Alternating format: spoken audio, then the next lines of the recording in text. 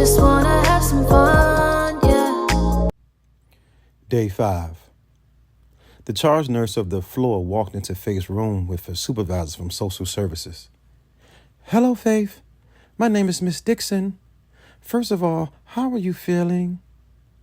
Faith was fully dressed and tapping her warm black and white Converse sneakers on the floor as she sat on the side of the bed ready to leave the hospital when Miss Dixon walked into the room.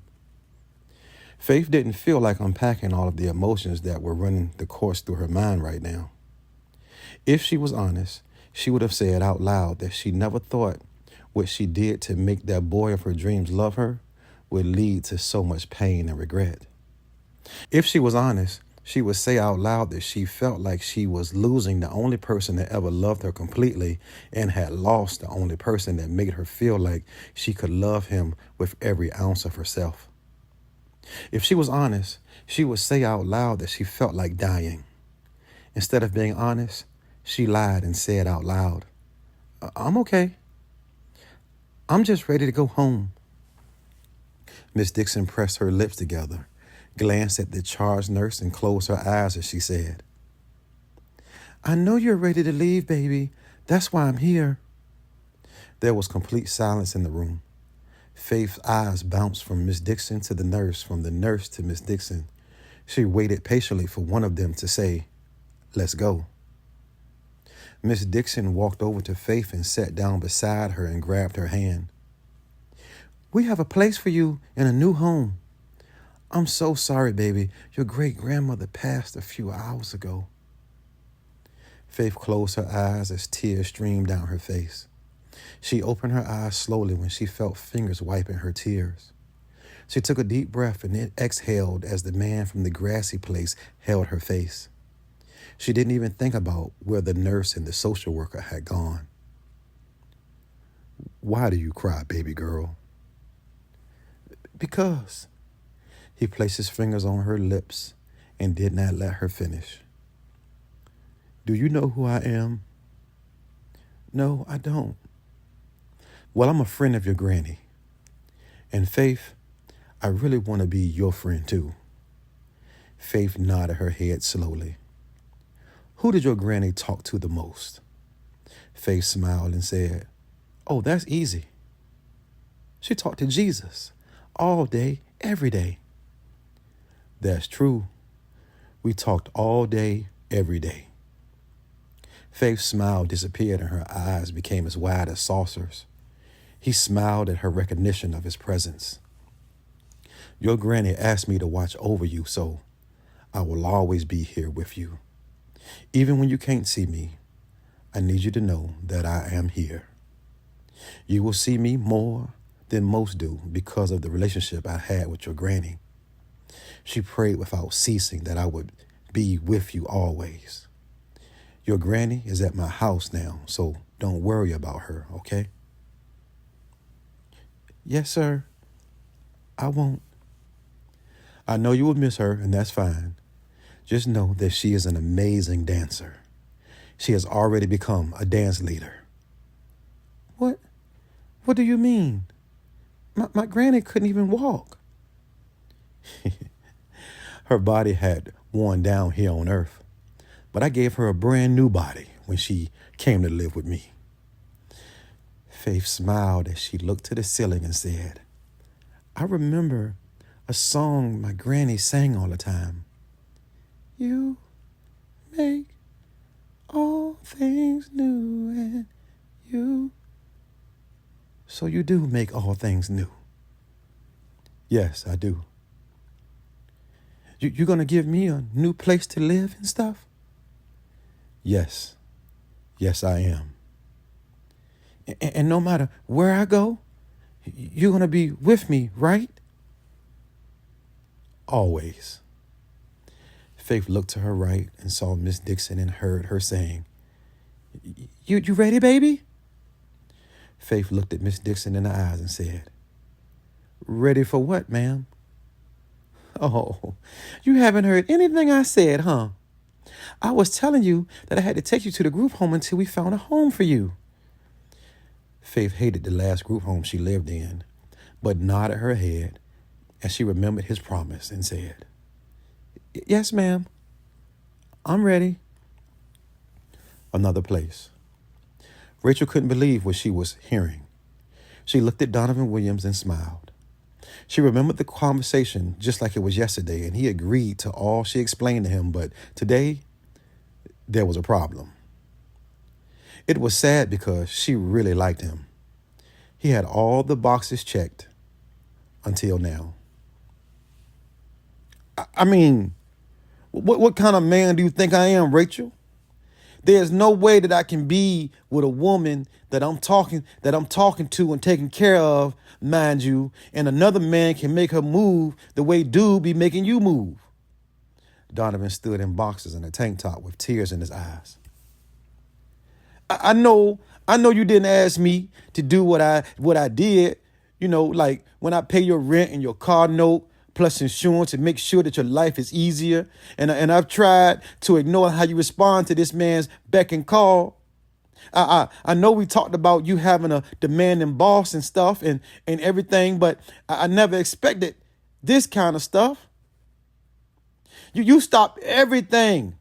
I mean, everything when he calls. And I don't think that, I just don't think I can be with a woman in this type of situation. I really love you, Rachel, and I want to marry you.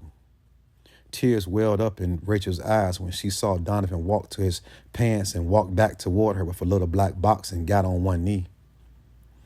I seriously want to spend the rest of my life with you, but just you. I just brokered a deal which is taking my salary to $220,000. And you don't have to work anymore. Will you quit your job and just be with me? I know you want kids and so do I. Let's start our family. I got you. I just want you though and stuff. Rachel looked at Donovan and said, you are going to be a great man for someone. Rachel walked and opened one of her kitchen cabinets and pulled out an envelope. She walked back over to Donovan as he stood to his feet. Rachel said, I'm sad because I thought we really had an understanding, but I see we don't. When I met you, I told you that I was no damsel in distress. I was clear in what I needed from you. I do not accept your tears, your frustration, or your proposal. Here you go. Thank you for trying. Donovan took the envelope with his mouth wide open and said, what's this? Rachel walked to the door and placed her hand on the knob as she said, it's all the money that you have given me. Rachel raised her eyebrow and said, you gave me, I gave you. Goodbye. Rachel took a shower, got dressed, and looked at her old Walmart badge on the nightstand and remembered when she first met Paul and how he offered her the job she had now because of how she tracked down an item he was looking for that wasn't in her store. She remembered how he warned her that it would be difficult for her to find love because of the demands of the position. She thought of how he must feel, never being able to have a committed relationship and never being able to have kids of his own. She prayed this thing he was trying to do with the adoption of this little boy worked out for him. Rachel drove her little pre-owned Honda Civic to her storage unit and drove it into her unit. She walked back out of the unit and looked around before going back into the storage and pulling out a fuchsia pink Lamborghini sporting some Dolce & Gabbana shades and an outfit that made her look like she had just stepped out of a high fashion magazine. Call Paul. She spoke into her car's computer. Her boss answered. What's up, Rachel? Well, sir, another one bit the dust. And do you know he had the nerve to try to throw the money he had spent on me in my face? Poor thing. Let me guess. It was a late night phone calls that got him. You already know, sir. I guess you calling me to resign? Hell, no, sir, never. As cool as they were, Rachel tried her best to never forget that she was talking to her boss. A boss that made sure that she had whatever she wanted, like the shade she had on that cost more than all of the money Donovan had given her. The car she was driving, the $5 million mansion that she was living in, and to everything else material that she could even imagine. Rachel continued, "Sir, I could never walk away from this situation you blessed me with to make a man feel comfortable. I'll find a man strong enough when I suppose, I guess.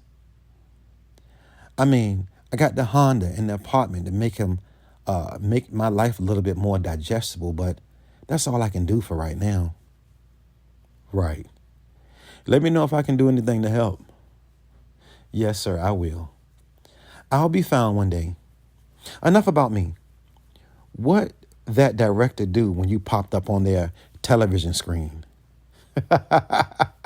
Oh my gracious. They were naked and afraid. Not like the TV show Boss. Yes, just like the TV show. They shared a good laugh before Paul finished what he was saying.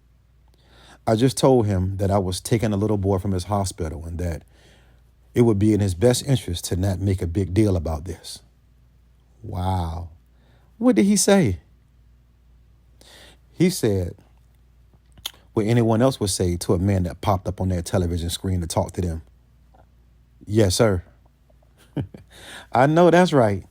You figured out what his name will be yet and when you're going to get him, boss?"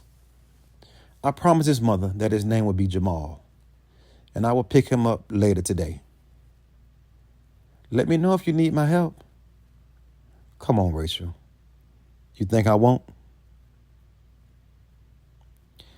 Day 6. "I know that ain't boss man blowing your phone up like that because you don't let it ring more than once when he call." "Nah, girl. That's Donovan. He trying to get back." "Trying to get back? What happened to him, girl?" "Oh, I just had to let him go last night. Well, early this morning." "What'd he do? Was it another girl?" "No, Angie. Another man." "You caught him with a man, girl?" Rachel laughed until she cried. "Girl, you are crazy. The other man is Paul, child." "I thought you told me that Paul had stopped asking you to do as much since you had started messing with Donovan. Like trying to give your relationship a chance." "That's true. And that's how I knew that Donovan wouldn't be able to handle my life at 100%. Angie laughed and said, "Not 100, girl. He sure can't." They both laughed and slapped high fives as Rachel explained more. The main problem was he started listening to stuff he has paid for and how he has tried to make my life easier by giving me money. Angie tilted her head and raised one eyebrow and said, "Come on, Donovan boo. Don't go to the money." "No, he didn't." Rachel rolled her eyes and said, "Yes, he did, girl. And I had to shut it down because I already know how this gonna go. He equates loving me with providing for me financially. And I know this because this morning wasn't the only time that he's mentioned the money that he gives me. I just don't ever say anything, but I could always tell that my simple thank yous were never really enough for him." Angie stayed engaged to the conversation with bent eyebrows and saying, every few sentences. Rachel went on, "I just knew that it would be a problem when he found out that he cannot afford my car note, much less my mortgage. I could handle the jealousy. I even thought it was cute a little bit, you know. I really don't think that Donovan is a man that can handle his woman making more money than him." "Yeah, you in a tough situation, Rach, because Paul is a tough act to follow." Hold on. What do you mean? I am not in and have never been and will never be in a relationship with Paul. Angie looked at her friend seriously. "Y'all ain't never had sex. But sister, let me inform you of this here. Y'all in a full-blown committed relationship, boo." Rachel squinted her eyes, bit her bottom lip, rocked her head to the side in contemplation and said, I can see why you say that. Come on, Rachel. You can't tell me that you don't think about being with that man. I ain't never met him, and it crossed my mind a few times. Rachel frowned up her face and said, hold on. What done crossed your mind? Angie sat back in her chair and said, see? See what I mean? That statement made you feel a certain kind of way, didn't it? Rachel smiled and shook her head and looked to the right as she took a deep breath. Yeah, I don't fit into his life. No one does. Rachel, what do you mean? People make time for what they want to make time for. One day, I may be able to explain to you who Paul is and what it is that he does, and then you'll understand what I mean. Just continue to pray that a man finds me that will love me in the language I need to be loved. Oh, I got you, girl. And in the meantime, I need you to be praying that a man finds me that just speaks English. Another place. Faith looked out of the window of the white government-issued Ford Explorer that Miss Dixon drove. They stopped in front of the big red house that had green trim. The house seemed old and out of place sitting beside the much more modern-looking houses that made up the rest of the neighborhood. There were brick steps leading up to the front porch. The second step was missing a few bricks. There was a man with shoulder-length locks that was standing on the porch and facing the house as if he was waiting for someone to answer the door. There it is. This will be your home for a while, baby. Miss Dixon reached behind Faith's seat and grabbed for her purse. After a few grunts, and she pulled the huge bag from the front and rested it on her lap. She rambled through it for a few seconds and then said, here's my card, baby. Should you have any problems, give me a call. They are expecting you, and Miss Hainsworth is a very nice lady. Faith said, who is Miss Haynes? Faith struggled to remember the last part of the name. Hainsworth is her name, and she is the house manager. You ready, baby? Hold on a minute. Miss Dixon's phone rang. She looked at the display and answered. Okay. I'm on the way. Oh, my goodness. Is she all right? Miss Dixon set the phone on her lap and said, okay, baby, I have to respond to an emergency. I just spoke with Miss Hainsworth before we drove up here, so just go on in the house. I'll stop by before I go home to make sure that you're settled in and everything, okay? Miss Dixon picked up the phone and said, yes, I'm here. Miss Dixon motioned for Faith to get out the car and mouthed the words, it's okay, I'll be back. Faith opened the door slowly and closed it, reached for the back door to get her bag out of the back seat, and Miss Dixon pulled off quickly. Faith jumped backwards and looked around in disbelief. The man from the porch saw what had just happened and walked up behind Faith and said, you okay? Faith smiled as she recognized the voice, inhaled his peaceful scent, exhaled anxiety and fear, and said, I am now. She grabbed his hand as he said, let's go inside. Another place. The charge nurse at the maternity ward looked over Paul's paperwork and did her best to look at him as often as she could. She hoped he didn't notice her stealing glances at him. The hospital director, Mr. McGee, told us that you would be coming by. The charge nurse felt a little uneasy about what was going on because it wasn't normal protocol at all. She prayed when she turned her back to Paul. Lord, this fine man is here, and I'm asking you to clear my mind. His paperwork is legit, but I just don't understand how he has it. Maybe it isn't for me to understand, and this whole situation may be above my pay grade, but you know I love all my babies. Would you watch over this baby, Lord? Amen. When she turned back around, she saw her Savior standing at the glass window of the nursery, locks and all. He turned to her and nodded his head. The charge nurse felt so relieved, she said, congratulations, sir. He is a super healthy baby, so you may take him now. Paul reached into his pocket and handed her $5,000 and said, thank you for your help today. The nurse opened her eyes widely and picked up her walkie, squeezed the button on the side, and said, "Please get baby 9 ready for discharge." Paul turned to her and said, "My son's name will forever be Jamal." As if he was reminding himself too. Paul then walked toward the glass window of the nursery and stopped to give the man by the window a fist bump. The nurse couldn't believe that Paul could see him too. The nurse said, "All staff, please be advised that baby's 9's name is and will forever be Jamal."